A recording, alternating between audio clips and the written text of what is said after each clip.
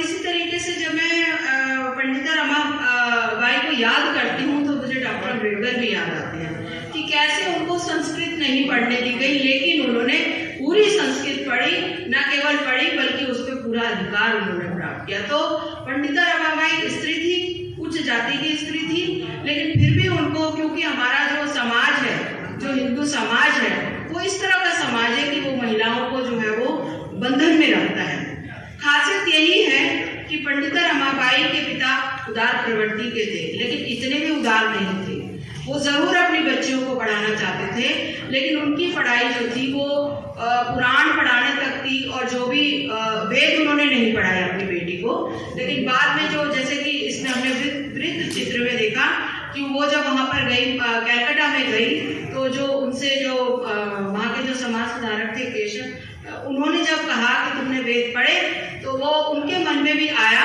कि स्त्रियां तो वेद नहीं पढ़ती, लेकिन ये सवाल उनके मन में कौंधता रहा कि क्यों नहीं पढ़ सकती, क्यों नहीं पढ़ सकती, और उन्होंने वेद किए। अब देखिए, NCERT की 7th क्लास की बुक है, उसमें पंडिता रमाबाई का एक चैप्टर है,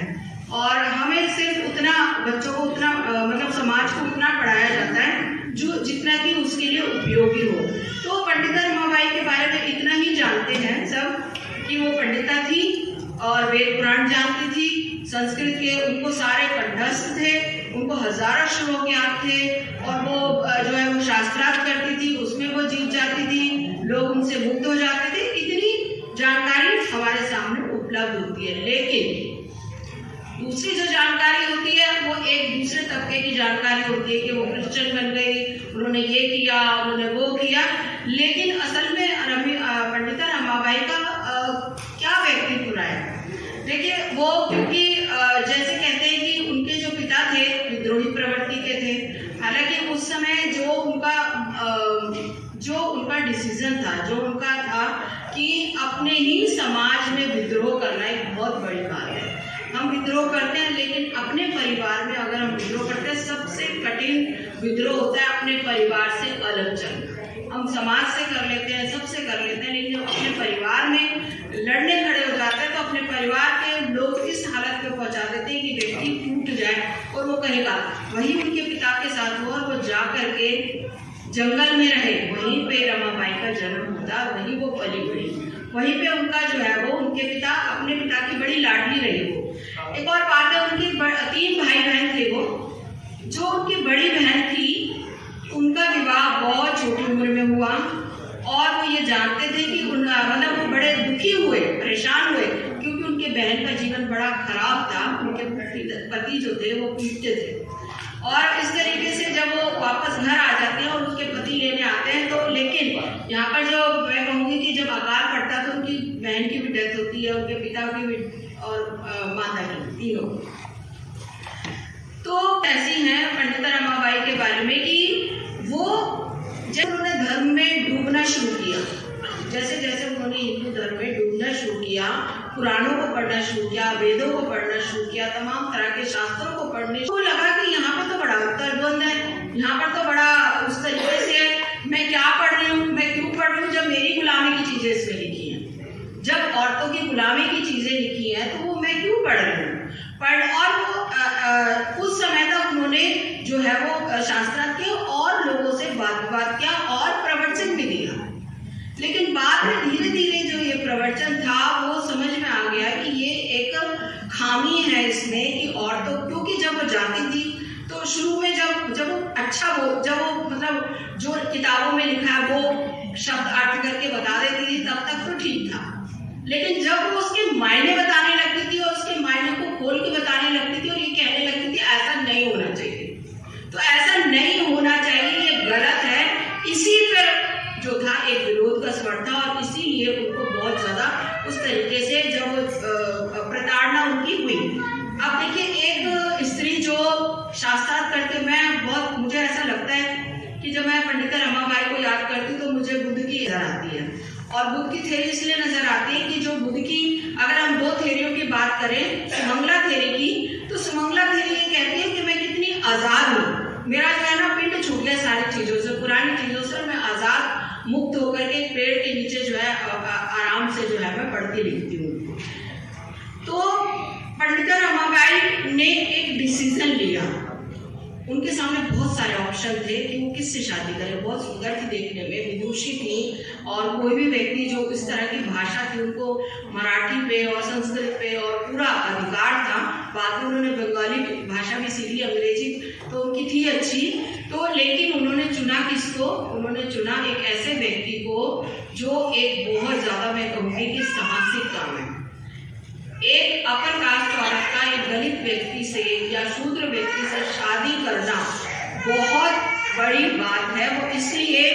कि जब एक ब्राह्मण व्यक्ति शूद्र व्यक्ति या दलित महिला से शादी करता है तो वो बात इतनी महत्वपूर्ण नहीं होती, क्योंकि हम कहते हैं कि औरतों की जाति बदल जाती है। हालांकि जाति बदलती नहीं है, पर समाज में ऐसा कहते हैं कि उसकी जाति बदल जाती है। लेकिन पंडिता रमाबाई का जीवन साथी के लिए चुनाव ये बताता है कि उनके जो जीवन में जो, जिसे हम कहते हैं फेमिनिज्म एक सोच है अपने फैसले लेने के लिए, एक ऐसी स्वतंत्र सोच है जिसमें कोई ये सोच समझ कि जो मैं फैसला ले रही हूँ वो मेरे अपने द्वारा लिया गया और एक फैसले का दूरगामी परिणाम होगा। और इसी फैसले के कारण उनको जितनी जलालत, जितनी बेइज्जती, जितना उनका तिरस्कार हुआ, जितना उनका विरोध हुआ, लोगों को लगा क्या इसे अपने ब्राह्मण जाति में कोई लड़का नहीं मिला, क्या इसे ये नहीं मिला, या जो लोग इज्जत करते थे, जो प्यार से बुलाते थे, वही लोगों ने उनको, इवन जो उनके पति थे उनके घर में भी उनको रिस्पेक्ट नहीं मिली। बड़ा दुख की बात है कि जो अंतरजातीय विवाह होते हैं उसमें दोनों तरफ से ही बच्चे रिस्पेक्ट खो देते हैं। मतलब लड़का भी अपनी रिस्पेक्ट खोता है और लड़की भी, चाहे वो किसी भी समुदाय के हो, उन्हें हर चीज से वंचित कर दिया जाता है। तो अंतरजातीय विवाह या अंतर धार्मिक विवाह बहुत ज्यादा, मैं कहूँगी कि एक ऐसी अंतहीन यातना की तरफ ले जाता है जो कोई हिम्मत वाला ही कर सकता है, और पंडिता रमाबाई में वो हिम्मत थी। और दुख की बात है कि उनके पति बहुत जल्दी गुजर गए, लेकिन इसमें जो हमें लगता है कि जो एक उनका ये काम, इसको इस वाले, मैं कहूँगी पंडिता रमाबाई पे जो बात है, जो मुझे एक बार बड़ा दुख हुआ जब हमारे कुछ दलित स्त्रीवादी लोगों ने बोला कि हम पंडिता रमाबाई को दलित स्त्रीवाद में शामिल नहीं कर सकते क्योंकि वो दलित नहीं है। तो मेरा मानना था कि हम क्यों नहीं कर सकते। एक औरत जिसने जाति को तोड़ा, हमारी जो मेन लड़ाई है वो जाति को तोड़ने की है, जाति से लड़ने की है, जाति बनाने की नहीं है। किसी भी स्त्रीवाद की लड़ाई जाति बनाने की हो ही नहीं सकती, चाहे वो दलित स्त्रीवाद हो, चाहे अम्बेडकरवादी स्त्रीवाद हो, चाहे मार्क्सवादी, जो भी स्त्रीवाद हो, चाहे रेडिकल हो, जाति बनाने की, जहाँ पे जाति तोड़ने की बात नहीं होगी वो स्त्रीवाद बिल्कुल, मैं कहती हूँ उसको बिल्कुल कोई जरूरत नहीं है उसको पूछने की कि ये कौन सा स्त्रीवाद है। तो पंडिता रमाबाई ने अपने समय में बड़ा विरोध किया, विद्रोह किया, और मैं कहूँगी कि वो उनकी कुछ घटनाएं मुझे बहुत प्रभावित करती हैं कि वो बड़ी बहादुर महिला थी। आज हम उनको याद कर रहे हैं, 100 साल उनकी डेथ को हो गए, और मैं इस जो स्मृति सभा बनी उसका मैं बहुत शुक्रिया अदा करना चाहूँगी कि आपने पंडिता रमाबाई को याद किया और उनके कामों को हम याद कर रहे हैं। और ये मुख्य इस तरह से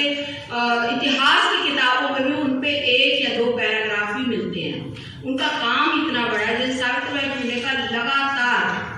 40-50 साल का काम है, लेकिन अगर हम महिला आंदोलन की किताबें ढूंढे तो उनके 2-3 लाइनें मुश्किल से मिलेंगी। काम उनका इतना लंबा है। श्री पंडिता रमाबाई की एक किताब है हाई कास्ट औरत, अगर आप उसको पढ़ें तो आप कहेंगे कि इतना महत्वपूर्ण काम तो इतने साल पहले कि वो जाती है और वो कहते हैं कि जो लड़कियों की हत्या होती है, भ्रूण हत्या होती है, लड़कियां पैदा होने के बाद जो हत्या होती है उस पर रिसर्च करती हैं, और रिसर्च करके वो जाती है तो लोगों से पूछती हैं कि वो जो लड़कियों की जो हत्या हो रही है उसमें वही लड़के और लड़की जब पैदा हो रहे हैं तो लड़के तो जिंदा ज्यादा बच गए, लड़कियां कम बची। तो रीजन क्या है कि लड़कियां ज्यादा मारी जाती हैं, या लड़कियां जो है उनको सुविधाएं नहीं है, या उनको खाना नहीं दिया जाता। तो रिजल्ट ये निकला जो पंडिता रमाबाई अपने उसमें लिखती है कि लोगों से जब पूछा गया तो लोगों ने बहाने बनाए कि भाई उनको गीदड़ उठा के ले गया, उनको ये ले गया, ये हो गया। मतलब कई बार लोग डायरेक्ट भी नहीं मारते बच्चों को, जैसे हम कहते थे राजस्थान में पाया दबा करके मार देते थे, या कहीं पे आग चटा देते, कहीं नमक चटा देते थे। तो कहीं पर जो है वो बच्चों को, आजकल भी हम देखते हैं कि बच्चों को फेंक आते हैं लोग, तो वो कहते हैं और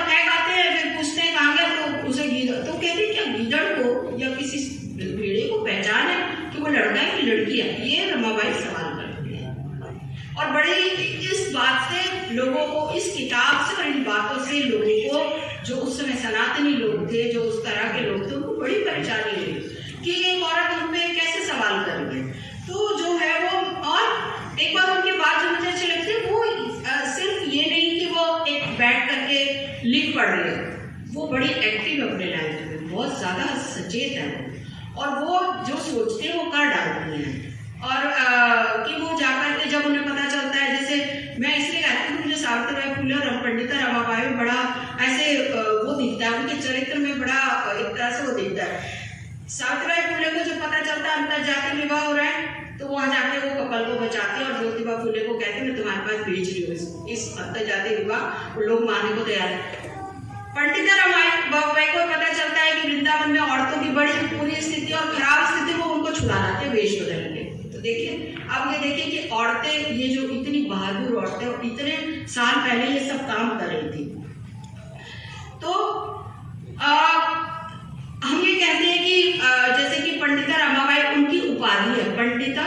उनकी उपाधि, नाम उनका रमाबाई है, और लोगों ने उनको तब तक बहुत पसंद किया जब तक कि उन्होंने हिंदू धर्म का गुणगान किया। जैसे उन्होंने हिंदू धर्म का गुणगान छोड़ा, जैसे ही उसमें उन्होंने सवाल उठाने शुरू किए, जैसे ही उन्होंने ये बोला कि भाई जो प्रतिलोम जो विवाह होता है, जिसमें अपर कास्ट के ब्राह्मण और हाई कास्ट के ब्राह्मण से जो नीचे जात, मतलब लोअर कास्ट के जो ब्राह्मण अपनी बेटियों को ब्याह देते हैं, इसलिए ब्याह देते हैं ताकि वो उनको एक ऊंचा दर्जा हासिल हो जाए। और इसमें जो है वो ये देखे कि जो, और वो इस तरीके से बहुत सारी पत्नियां रख लेते थे, मतलब वो जो अपर कास्ट के जो ब्राह्मण थे वो उद्धार करते थे, छोटी छोटी बच्चियों से शादी करके उनको छोड़ दिया, वो अपने मायके रहेंगी। तो क्योंकि पंडिता रमाबाई उसी समाज में रही, तो उस समाज की वो कमियों को इतना जानती थी। पहले उनको लगता था, जब तक वो नहीं समझ, जब उन्हें एक सोच विकसित हुई, एक धारा उनके अंदर चली कि जब उन्होंने अपनी आंखों से देखा, मुझे एक उनकी एक और घटना बड़ी अच्छी लगती है, जो कि मैं अभी मैं एक तो जो अपूर्वा जी की किताब आई, बड़ी खूबसूरत किताब आई, मैं बधाई देना चाहूँगी। और इस वक्त जो है इस तरह की किताबों का बड़ा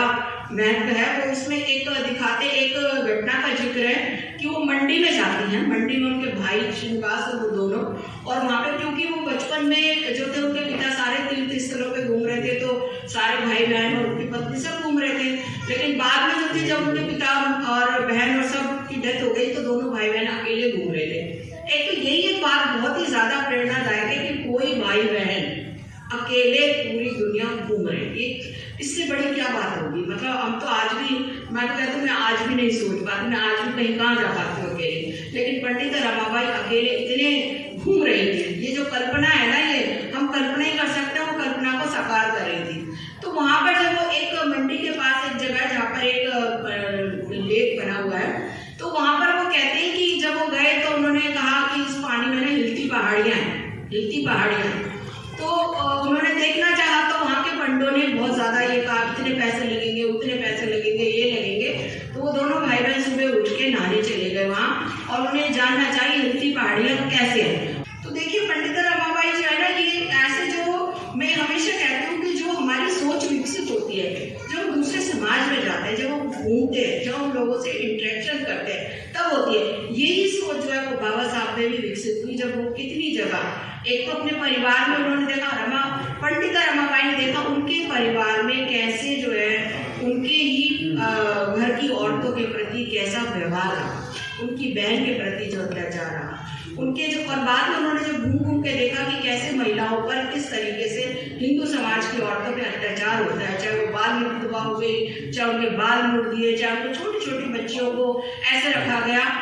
तो मैं कहती हूँ कि बाहर जाने से उसी प्रकार मैं बाबा साहब के बारे में बोलती हूँ कि उनकी जो इतने बड़े फेमिनिस्ट है बाबा साहब, उसका रीजन एक ये भी है कि उन्होंने बहुत यात्राएं की, बहुत लोगों का जीवन देखा, कंपैरिजन किया।